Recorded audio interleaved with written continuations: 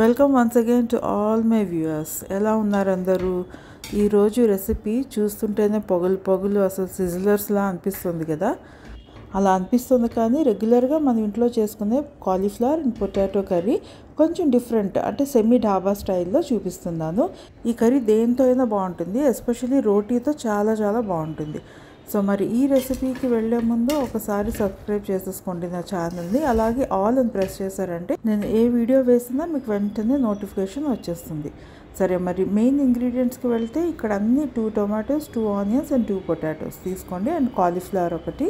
ఇవి main ingredients. ఇవి కాకుండా నార్మల్గా మనకి ఉప్పు, పసుపు, కారం అవన్నీ కామన్గా ఉంటాయి.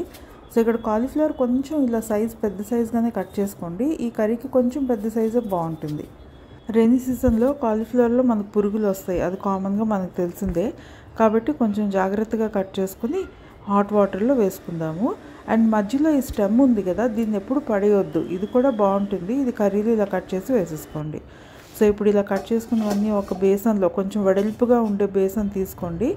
కొద్దిగా పసుపు వేసుకొని వేడిగా ఉండే నీళ్ళు ఇందులో వేసేసుకుందాం.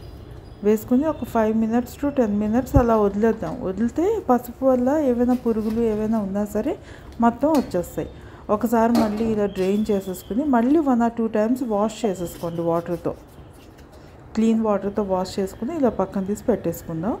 సో ఇప్పుడు దీనికోసం పొటాటోస్ కొంచెం ఈ సైజులో కట్ చేసుకుని ఆనియన్స్ గుండగా కట్ చేసుకోండి, 2 ఆనియన్స్. అండ్ ఇప్పుడు అవన్నీ ఒక బేసన్లో మళ్ళీ వేసుకుని మనం కడిగి పెట్టుకున్నాం కదా కాలీఫ్లవర్ ఒక బేసన్లో వేసుకుని కాశ్మీరీ చిల్లీ పౌడర్ ఇక్కడ వేసుకుంటున్నాను. మెయిన్ వేరేగా మళ్ళీ వేసుకుందాం కారం అండ్ జీలకర్ర పొడి. ఇందులో ధనియాల పొడి అస్సలు వేసుకోవద్దు. అండ్ ఇక్కడ ఒక 1/2 cup గోధుమ పిండి వేసుకుంటున్నాను. గోధుమ పిండితో ఏమవుతుందంటే మనకు ఒక లేయర్లా ఫామ్ అవుతుంది కాలీఫ్లవర్కి. సో అది ఫ్రై చేసినప్పుడు గట్రా టెక్స్చర్ చాలా బాగా వస్తుంది, కర్రీకి థిక్నెస్ వస్తుంది అనమాట. సో అందుకే ఇవన్నీ బాగా మిక్స్ చేసుకుని ఇప్పుడు ఒక వెడల్పు గిన్నెలో కొంచెం ఎక్కువ ఆయిల్ పడుతుంది, మస్టర్డ్ ఆయిల్ తీసుకున్నాను నేను ఇక్కడ. అండ్ పొటాటోస్ ఫస్ట్ ఫ్రై చేసుకుని తీసేసుకుందాం. పొటాటోస్ ఎందుకు ఫస్ట్ అంటున్నానంటే ఇవి ఆయిల్ అబ్జార్బ్ చేయదు అసలు మనకి, కాబట్టి రెడ్గా ఫ్రై చేసుకుని ఇవి తీసేసుకుందాం ఫస్ట్. అదే కానీ ఫస్ట్ కాలీఫ్లవర్ వేసుకున్నారనుకోండి మొత్తం ఆయిల్ అబ్జార్బ్ చేసేస్తుంది అంతా, అప్పుడు మనకి ఆయిల్ అనేది ఎక్కువ పడుతుంది అనమాట కర్రీలో. సో ఇలాగ మనం ఫస్ట్ పొటాటోస్ ఫ్రై చేసుకుందామంటే ఇవి తీసేసాక అప్పుడు కాలీఫ్లవర్ తీసి ఫ్రై చేసుకోవచ్చు. చూసారు కదా, ఇలాగ కొంచెం లేయర్లా ఫామ్ అయ్యి బ్రౌన్ కలర్లో వస్తాయి కదా. ఇప్పుడు ఇవి తీసేసుకుందాం ఒక గిన్నెలో.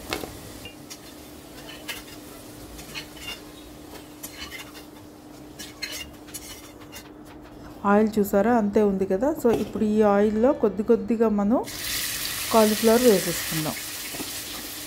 గోధుమ పిండి లేయర్తో మనం మిక్స్ చేసి ఉంచాం కదా, ఈ కాలీఫ్లవర్స్ వేసేసి ఇలా ఫ్రై చేసేసుకుందాం. ఇవి కూడా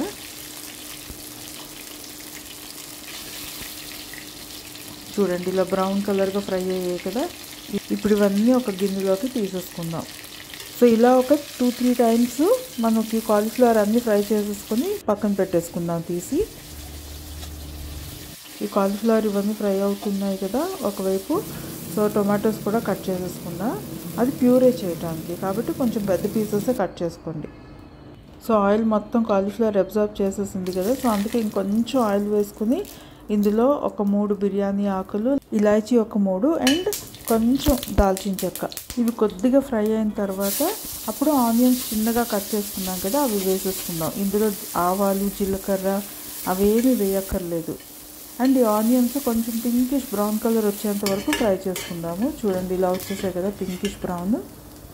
ఇప్పుడు ఇందులో జింజర్ గార్లిక్ పేస్ట్ యాడ్ చేసుకుందాం. ఒక 2 teaspoons తీసుకుందాం జింజర్ గార్లిక్ పేస్ట్. ఇప్పుడు ఇది ఆనియన్స్తో బాగా మర్జ్ అయినట్టు బాగా కలిసేటట్టు ఫ్రై చేసేసుకుందాం. కాసేపు అలా ఫ్రై అవుతుంది కదా, ఈలోగా టొమాటోస్ కట్ చేసి ఉంచుకున్నాం కదా అది ఒక గ్రైండర్లో వేసుకుని ఇప్పుడు ఒక సీక్రెట్ ఇంగ్రీడియంట్ చెప్తాను, అదే స్టెమ్స్, కొత్తిమీర స్టెమ్స్. దీనివల్ల మనకి చాలా మంచి టేస్ట్ వస్తుంది కర్రీలో. అవి కొద్దిగా వేసుకొని 2 tablespoons నువ్వులు వేసుకోండి, ఎక్సలెంట్ టేస్ట్ వస్తుంది. ఆ నువ్వుల వల్ల టెక్స్చర్ బాగుంటుంది అండ్ థిక్నెస్ వస్తుంది. సో ఇలా పేస్ట్లో అయిపోయింది కదా. ఈలోగా ఆనియన్స్ బాగా ఫ్రై అయిపోయాయి కదా. ఇప్పుడు ఈ టొమాటో ప్యూరీ అనేది ఇందులో యాడ్ చేసేసి బాగా ఫ్రై చేద్దాం కాసేపు. సో ఇప్పుడు ఇందులో కొద్దిగా ఉప్పు అండ్ పసుపు ఇప్పుడు కొద్దిగా కారం పొడి వేసుకుందాం, మరీ ఎక్కువ వద్దు, మీ టేస్ట్ బట్టి కారం అయితే మాత్రం. సో ఇది వేసుకుని ఈ 3 బాగా ఫ్రై చేసుకోండి కాసేపు. ఇలా ఒకసారి కలిపిన తర్వాత మూత పెట్టి వదిలేద్దాము. కాసేపు మూత పెడితే దగ్గరగా బాగా ఫ్రై అయిపోతుంది. సో చూసారు కదా, ఇలా ఫ్రై అయిపోయింది. ఒక 10-15 మినిట్స్లో మనకు టైం పడుతుంది ఇలా మరీ దగ్గరగా అవ్వడానికి. బట్ ఇలా ఫ్రై అయితేనే టేస్ట్ బాగుంటుంది కర్రీది. సో ఇప్పుడు కొద్దిగా వాటర్ వేసుకోండి, కొంచెం వాటర్ వేసుకొని అది మళ్ళీ బాగా మిక్స్ చేసి, ఇప్పుడు ఈ కాలీఫ్లవర్ ఇవన్నీ ఉంచాం కదా, సో ఫ్రై చేసిన కాలీఫ్లవర్ పొటాటోస్ వేసేసుకొని ఆ బాగా పేస్ట్తో మర్జ్ అయినట్టు మొత్తం కలిపేసుకుందాం. ఆ ముక్కలకి బాగా పట్టాలన్నమాట గ్రేవీ అనేది. అలా కలుపుకొని మళ్ళీ ఇప్పుడు ఎంత వాటర్ కావాలో అంత వాటర్ మనం వేసుకుని మళ్ళీ ఒకసారి కలిపి మూత పెట్టేసి వదిలేద్దాం, అలా ఉడకనిద్దాం.